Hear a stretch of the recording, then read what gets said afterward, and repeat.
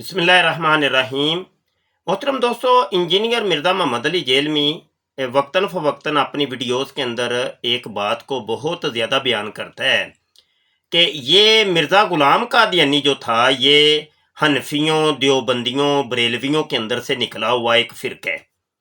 तो इसका जवाब पहले भी हम बड़ी तफसील के साथ कई मरतबा दे चुके हैं, लेकिन आज भी हम इसके मुतल्लक आपको बताते हैं कि क्या मिर्ज़ा ग़ुलाम कादियानी हनफी, देवबंदी और बरेलवी के अंदर से निकला हुआ एक फ़िरका है, या कि ये एक वहाबी था, गैर मुक़ल्लिद था और वहाँ से ये निकल के इसने नबूवत का दावा किया। इसकी मुकम्मल तफसीलात आज हम बयान करेंगे और आपने ये तमाम हवालाजात नोट करने हैं। और जब भी इंजीनियर मिर्ज़ा मोहम्मद अली जेलमी या उसका कोई जैली सहाबी जो उसने बनाए हुए हैं, 313 और 300 से 13 से भी ज़्यादा बन रहे हैं, तो वो किसी जगह के ऊपर, टिकटॉक के ऊपर, यूट्यूब के ऊपर, कहीं पर भी आपको नज़र आए और ये गुफ्तगू करें, तो आपने ये हवालाजात जो हम देंगे, इनको आपने उनको बयान करना है। वीडियो का कुछ तरीकाकार यूँ होगा कि इंजीनियर मिर्ज़ा की एक वीडियो वो भी हम चलाएंगे और वो थोड़ी थोड़ी करके हम आपको दिखाएंगे, और उसके बाद फिर हम बीच में रोक करके अपना तबसरा भी करेंगे और बीच में दलाइल देंगे।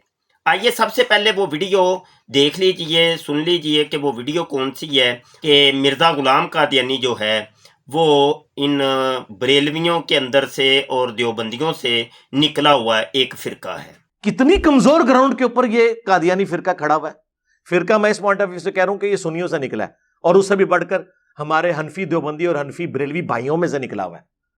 जी, ये आपने सुन लिया कि वो कह रहा है कि ये मैं इनको फिरका इसलिए कह रहा हूं कि ये हनफी देवबंदी और हनफी बरेलवी भाइयों के अंदर से निकला हुआ एक फिरका है।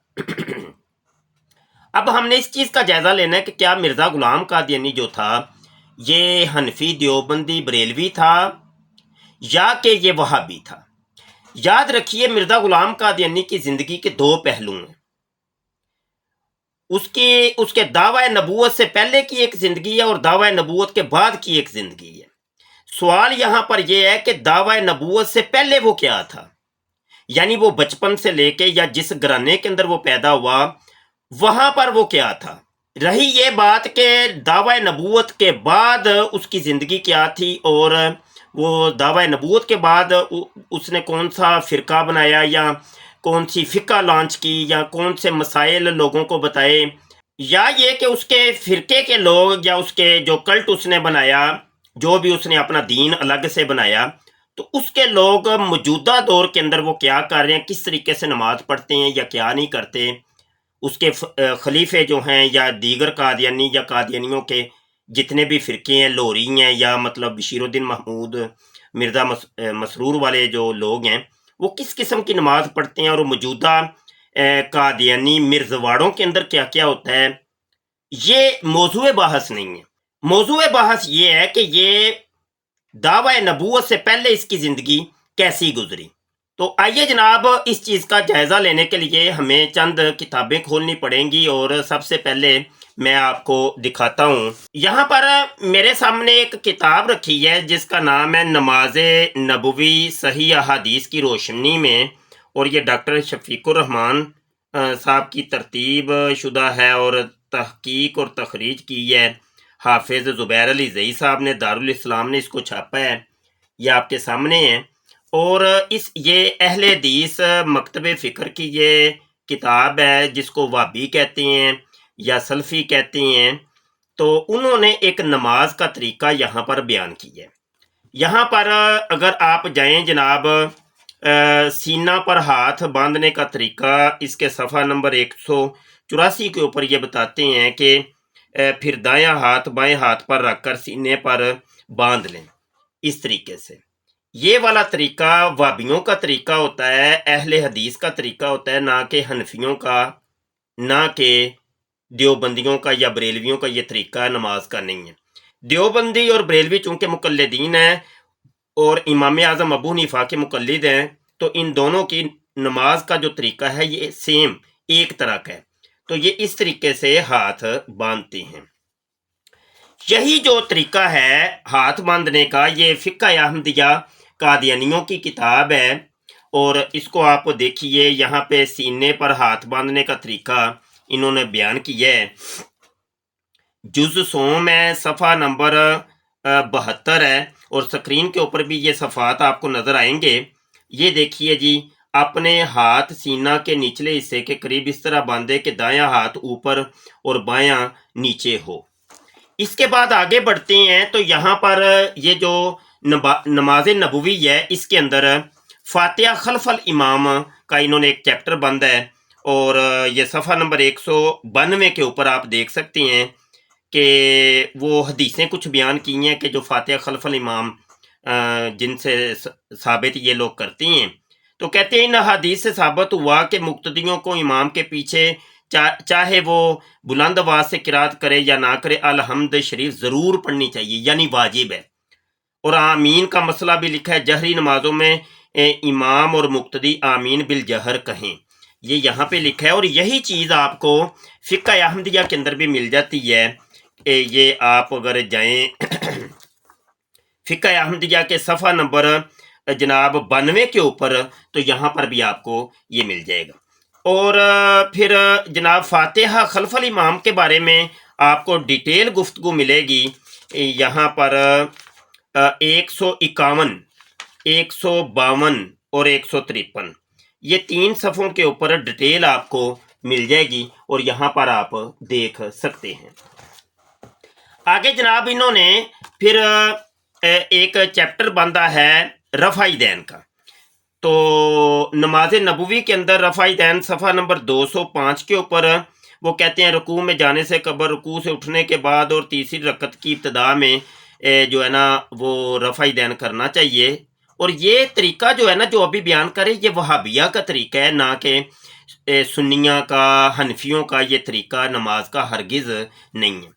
और यही तरीका जनाब फ़िक़्ह अहमदिया जो कि कादियानियों की है, उसके अंदर इन्होंने रफ़ाई दैन के मुतल्लक सफ़ा नंबर 77 के ऊपर डिटेल गुफ्तगू की है, ये आप मुताला कर सकते हैं।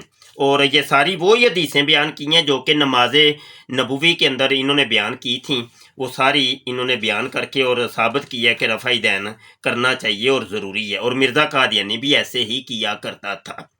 यहाँ पर एक और मरकज़ी चीज़ है, दुआ बैन सजदातैन। ठीक है, दुआ बैन सजदातैन, 2 सजदों के दरमियान दुआ जो है वो वहाबिया पढ़ते हैं, ना कि हनफिया, बरेलविया, ये सुन्निया जो है ना वो लोग नहीं पढ़ते। और सफ़ा नंबर 111 के ऊपर ये जनाब आप देख सकते हैं दुआ बैन सजदातैन, और यही दुआ बैन सजदातैन आपको मिल जाएगी इसके सफ़ा नंबर 235 के ऊपर। ठीक है जी, इसको आप देख सकते हैं। ये तो नमाज का तरीका मैंने 2 किताबों से साबित करके दिखाया है, नमाज नबवी और फ़िक़्ह अहमदिया के अंदर दोनों की नमाज एक तरह की, दोनों का तरीका एक तरह का है। तो कम से कम एक चीज़ तो यहाँ से ये साबित हुई कि कादियानियों की नमाज जो है वो वहाबियों की तरह होती है, ना कि हनफियों की तरह। अब देखना ये है कि मिर्ज़ा ग़ुलाम कादियानी क्या था।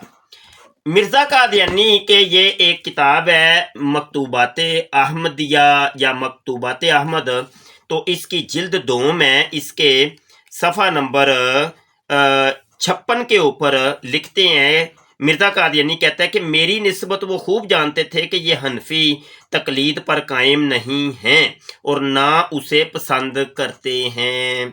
मिर्ज़ा कादियानी अपने बारे में कह रहा है एक दूसरे शख्स को कि वो बंदा जानता है कि मैं हनफी मुकल्लिद नहीं हूँ और हनफी तकलीद को तो मैं पसंद ही नहीं करता। ये मिर्ज़ा कादियानी का अपना ये कहना है। ठीक है जनाब।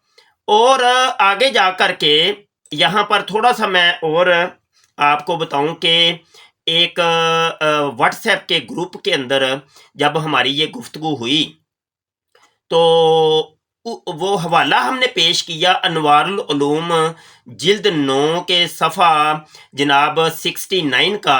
तो उसके बाद जो कादियानी मुरब्बी ने जो कुछ कहा है ना वो आप खुद सुन लीजिए और आपको खुद पता चल जाएगा कि कादियानी जो मौजूदा कादियानी है वो नमाज कैसी पढ़ते हैं। تو آپ کو خود پتہ چل جائے گا یہ وہابیوں کی نماز ہے، نہ کہ سنیوں کی نماز۔ حتیٰ کہ آپ یہ بھی سنیں گے کہ وہ یہ بھی کہتا ہے کہ بریلویوں سے تو ہمارا بہت دور کا تعلق ہے، کوئی دور دور تک ہم تو ان کو کافر سمجھتے ہیں اور پہلے ان کو مسلمان کرنا پڑتا ہے تو پھر کہیں جا کے جناب وہ جماعت احمدیہ میں شامل ہوتے ہیں۔ تو ہمارا جو قریبی تعلق ہے وہ وہابیوں کے ساتھ ہے، ان کی نماز اور ان کا طریقہ جمعے کا جو سارا ہے وہ سارا ہمارا سیم برابر ہے۔ اچھا دیکھیے اس پر کیا اعتراض ہے جی آپ کو؟ یہاں پر حضرت صاحب نے وہابیوں کا ذکر کیا ہے، یعنی اہل حدیث مراد ہیں۔ کیا ایسا ہی نہیں ہے کہ ہمارے بہت سارے مسائل جو ہیں پہلے سے، چونکہ فقہی مسائل میں کوئی اختلاف نہیں ہوتا، لہٰذا آدمی احمدی ہو کر اپنے آپ کو اجنبی محسوس نہیں کرتا احمدیوں کی مسجد میں جا کر؟ ہاں، مثال کے طور پہ ہم بھی خطبہ جمعہ جو ہے اہل حدیث کی طرح اور ہمارا ایک جیسا ہے کہ امام صاحب واز کرتے ہیں اپنی زبان میں، کچھ عربی میں پڑھا، پھر اپنی زبان میں واز کیا، پھر بعد میں خطبہ ثانیہ پڑھا اور نماز پڑھا دی۔ لیکن بہت سارے دیوبندی، بلکہ تقریباً سارے دیوبندی اور بریلوی، وہ کیا کرتے ہیں، پہلے ایک لمبی تقریر کرتے ہیں، پھر 2 عربی خطبے پڑھتے ہیں۔ تو وہ بندہ جب آئے گا ہماری مسجد میں تو اجنبی محسوس کرے گا، لیکن اہل حدیث آئے گا تو اجنبی نہیں محسوس کرے گا۔ سمجھے آپ؟ اسی طرح ہم سینے پر ہاتھ باندھتے ہیں، دیکھا ہے آپ نے ہمارے حضرت صاحب کو بھی جی، تو اہل حدیث بھی سینے پر ہاتھ باندھتے ہیں جی۔ اسی طرح سے وہ میں نے فاتحہ خلف امام کی بات کی، آمین بالجہر، یہ ایسی چیزیں ہوتی ہیں، ظاہری تشابہ جو ہوتا ہے یہ آدمی کے لیے آسانی پیدا کرتا ہے۔ تو اہل حدیثوں کو چند ایک مسائل میں تبدیلی کے بعد آسانی کے ساتھ وہ اپنا اسی فقہ پر عمل کرتے ہوئے جماعت میں رہ سکتے ہیں۔ اس مسئلے میں خود میری اپنے والد صاحب سے گفتگو ہوئی، ہمارے صاحب مرحوم و مغفور سے، تو انہوں نے یہی کہا مجھے۔ Next audio. یہ اس دور کی بات ہے جب ابھی میں جماعت کے خلاف بہت باتیں کرتا تھا اور حرف مارمانہ میں نے تازہ پڑھی ہوئی تھی، تو میرے والد صاحب نے مجھے سمجھایا کہ نہیں، احمدیوں کے ساتھ ہمارا فقہ ہی، یہ ان کے الفاظ ہیں، میں قسم کھانے کو تیار ہوں کہ احمدیوں کے ساتھ ہمارا فقہ ہی اختلاف کوئی نہیں ہے۔ انہوں نے ایک نیا نبی مان لیا ہے، ہم کسی نئے نبی کی آمد کے قائل نہیں ہیں، یہ ہے اصل اختلاف۔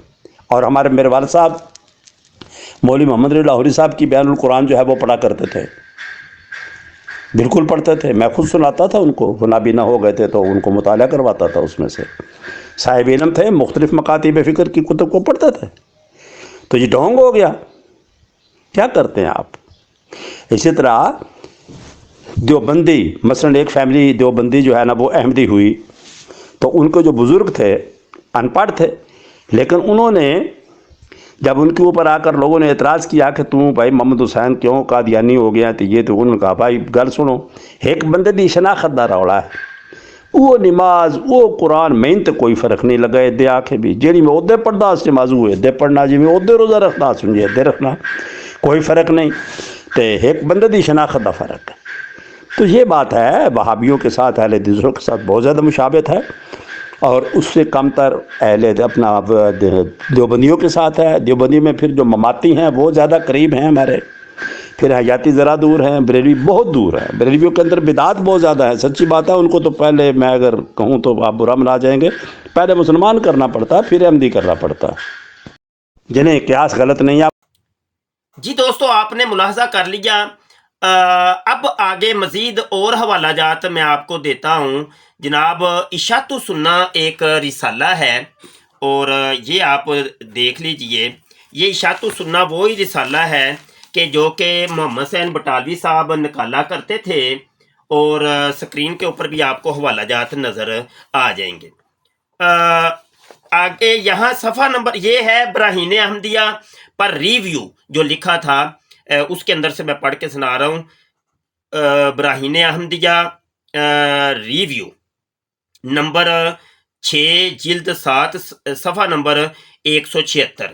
یہاں پر وہ یہ کہہ رہے ہیں، محمد حسین بٹالوی صاحب جو کہ اہل حدیث وہابیوں کے بہت بڑے عالم دین ہیں، وہ کہتے ہیں کہ یہ مرزا قادیانی میرا کلاس فیلو ہے، ہم نے کتبی اور شرح ملا اکٹھی پڑھی ہے، اور میں اس کو بچپن سے جانتا ہوں، یہ تو بہت بڑا نیک اور پرہیزگار یہ شخص ہے۔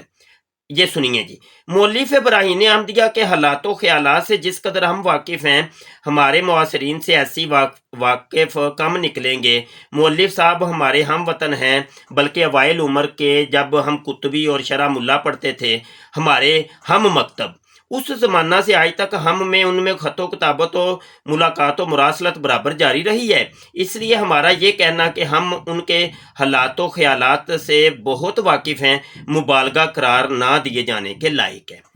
یہ آپ دیکھ سکتے ہیں کہ یہ مرزا قادیانی وہابی تھا، غیر مقلد تھا، اور وہ وہابی علماء کے ساتھ پڑھا ہے، اور وہابی علماء پہلے تعریفیں کرتے تھے مرزا غلام قادیانی کی، بعد میں یہ مخالف ہو گئے تھے، لیکن ابتدا میں تعریفیں کرتے تھے، اور اس کا جیتا جاگتا ثبوت یہ اشاعت السنہ کا یہ براہین احمدیہ پر جو ریویو لکھا تھا محمد حسین بٹالوی صاحب نے، وہ ہے۔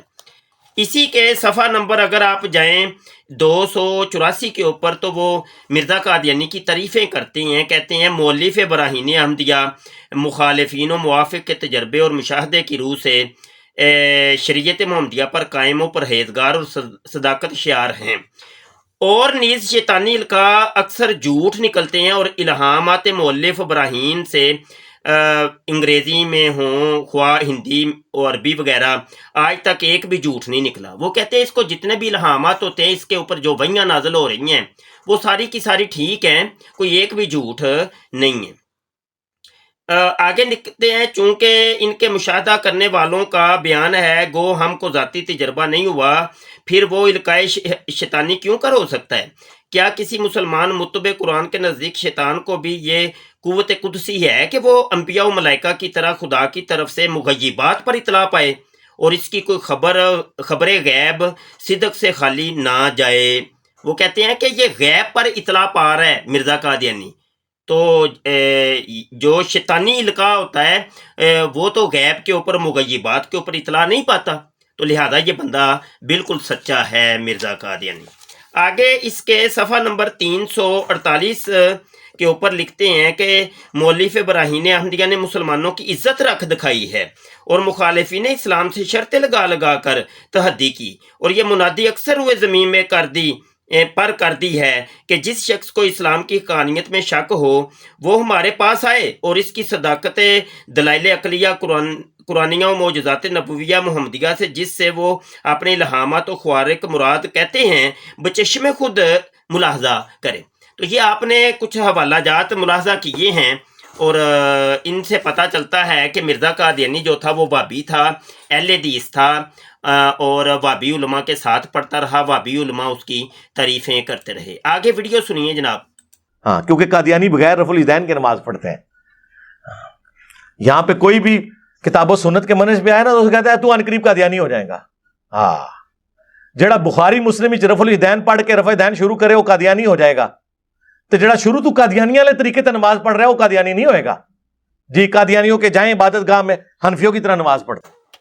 جی، قادیانیوں کی عبادت گاہ میں جائیں وہ حنفیوں کی طرح نماز پڑھتے ہیں، تو وہ ابھی آپ نے وہ ویڈیو دیکھ لی ہے، یہ کتنا بڑا بندہ جھوٹ بول رہا ہے۔ اور ابھی جو دلائل دیے ہیں، جو حوالہ جات آپ کو دیے ہیں، تو ان سے آپ کو پتہ چل گیا ہوگا کہ یہ حنفیوں کی طرح نماز نہیں پڑھتے اور حنفی نہیں ہے، یہ جھوٹ بولتے ہیں، جھوٹ ضرور بولتے ہیں۔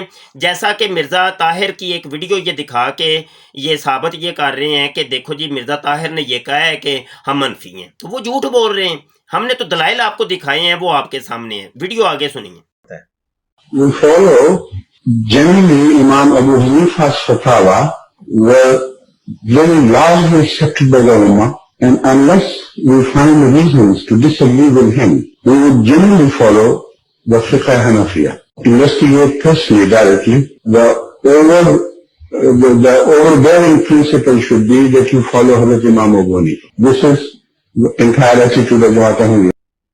یار یہ کتنی بڑی بات تھی، اہل حدیث پچھلے 100 سال میں یہ بات نہیں حنفیوں کو بتا سکے کہ وہ ہمیشہ اہل حدیث کی گالی کھاتے تھے۔ اب یہ لوگوں کو، وہابیوں کو اشتعال دلا رہا ہے کہ دیکھو جو کام تم نے 100 سال کے اندر نہیں کیا نا، وہ میں نے چٹکیوں کے اندر کر دیا ہے، کر کے دکھا دیا ہے کہ میں نے قادیانیت کو حنفیوں کی گود کے اندر ڈال دی ہے، میں نے یہ ثابت کر دیا ہے کہ مرزا قادیانی جو تھا وہ حنفی تھا۔ ٹھیک ہے جی. تو وہ دیکھیں, وہ اس کے رپیٹ کر کے یہ سنیے وہ کس طریقے سے وہ کہہ رہا ہے کہ جو کام 100 سال سے یہ وابی نہیں کر سکے, کہ وابیوں کو چاہیے تھا کہ ان بریلویوں کو, ان حنفیوں کو یا دیوبندیوں کو یہ کہتے کہ دیکھو جی مرزا قادیانی تو وابی تھا, تو جو کام انہوں نے نہیں کیا وہ میں نے کیے. آگے سنیے کہ تو ہوں وابیوں ہے نا, ہوں قادیانی ہو جائے گا. اہل حدیث اپنی عوام کو یہی نہیں بتا سکے کہ حنفیوں کی طرح نماز پڑھتے ہیں قادیانی. انہوں نے اگے دین دا کے کام کرنا سی. جی. سن لیا آپ نے, اس کی خرافات آپ نے سنی اور اس کے مغلظات سنے, اور جھوٹ اور بہتان کی کہتے ہیں کہ کوئی حد ہوتی ہے, کوئی پاؤں ہوتے ہیں, جھوٹ کے واقعی کوئی پاؤں نہیں ہوتے. مزید آپ اس کو دیکھ سکتے ہیں جناب, یہاں پر میرے سامنے کتاب ہے سیرت المہدی, اور اس کے صفحہ نمبر یہاں پر چلے جاتے ہیں 333 کے اوپر. اور حکیم نور الدین کو مرزا قادیانی نے کہا کہ تو اب نا اعلان کروا دے کہ ہم لوگ حنفی ہیں, حنفی المذہب ہیں. اب ڈرامہ یہ تھا کہ جب مرزا قادیانی وابیوں سے نکل کے اس نے نبوت کا دعویٰ کیا, تو اب اس کی نظر تمام مسالک کے اوپر اور مکاتب فکر کے اوپر تھی کہ یہ بریلوی بھی, دیوبندی بھی, وابی بھی, شیعہ بھی, سارے مجھے جوائن کریں. تو اس نے جھوٹ کا لوگوں کو یہ کہا کہ بھائی تم لوگ نا اپنے آپ کو یہ کہا کرو کہ ہم حنفی ہیں. یہ ذرا سنیے گا, یہ قادیانیوں کا سیرت المہدی صفحہ 333 ہے, اور قادیانیوں کی حدیث نمبر 359 ہے, کیونکہ یہ قادیانیوں کی حدیثوں کی کتاب ہے سیرت المہدی. بسم اللہ الرحمن الرحیم. حافظ روشن علی صاحب نے مجھ سے بیان کیا کہ ایک دفعہ کسی دینی ضرورت کے ماتحت حضرت مسیح نے حضرت مولوی نور الدین صاحب کو یہ لکھا کہ آپ یہ اعلان فرما دیں کہ میں حنفی المذہب ہوں. حالانکہ آپ جانتے تھے کہ حضرت مولوی صاحب عقیدتاً اہل حدیث تھے. حضرت مولوی صاحب نے اس کے جواب میں حضرت صاحب کی خدمت میں ایک کارڈ ارسال کیا جس میں یہ ایک فارسی شعر لکھا ہوا تھا. سکرین کے اوپر آپ کو یہ نظر آ جائے گا. نیچے جا کے وہ لکھتے ہیں جی, جو شعر لکھا تھا اس کا مطلب یہ تھا کہ اگرچہ میں اپنی رائے میں تو اہل حدیث ہوں, لیکن چونکہ میرا پیر طریقت کہتا ہے کہ اپنے آپ کو حنفی کہو, اس لیے میں اس کی رائے پر اپنی رائے کو قربان کرتا ہوں اور اپنے آپ کو حنفی کہتا ہوں. آگے صفحہ نمبر 334 کے اوپر مرزا قادیانی کے متعلق مرزے کا بیٹا لکھتا ہے کہ حالانکہ اگر عقائد اور تعامل کے لحاظ سے دیکھیں تو آپ کا طریق حنفیوں کی نسبت اہل حدیث سے زیادہ ملتا جلتا ہے. اتنے دلائل اور شواہد پیش کرنے کے بعد کوئی اب نہ مانے اور پھر جناب چوری اور سینہ زوری کرتا رہے تو وہ پھر اس کی اپنی خوشی ہے. انصاف ضرور کریں برائے کرم, ہمارے سننے دیکھنے والے انصاف ضرور کریے گا کہ آیا مرزا جونیئر جیل میں جو ہے یہ سچ بول رہا ہے یا جھوٹ بول رہا ہے. یہ بار بار جو اپنی ویڈیوز کے اندر یہ کہتا ہے کہ دیکھو جی یہ مرزا قادیانی جو تھا یہ تو بریلویوں کے اندر سے یا حنفیوں کے اندر سے نکل کے آیا ہے. یہ کتنی بات سچی ہے؟ نیچے کمنٹ لازمی کریے گا. اس ویڈیو کو آپ نے شیئر بہت کرنا ہے, بہت شیئر کرنا ہے. سب لوگوں کو یہ دکھائیے کہ اصل حقیقت کیا ہے, تصویر کے دونوں رخ دکھائیے. ہمیں کوئی مرزا قادیانی سے نہ کوئی جھگڑا ہے, نہ ہی مرزا جونیئر جیل میں سے کوئی جھگڑا ہے. دونوں سے جھگڑا اگر ہے تو ایک ہے کہ یہ لوگ جھوٹ بہت بولتے ہیں, یہ سچ نہیں بولتے. اللہ پاک سچ بولنے کی توفیق عطا فرمائے, اللہ ہدایت عطا فرمائے. وما علینا الا البلاغ. السلام علیکم ورحمۃ اللہ وبرکاتہ.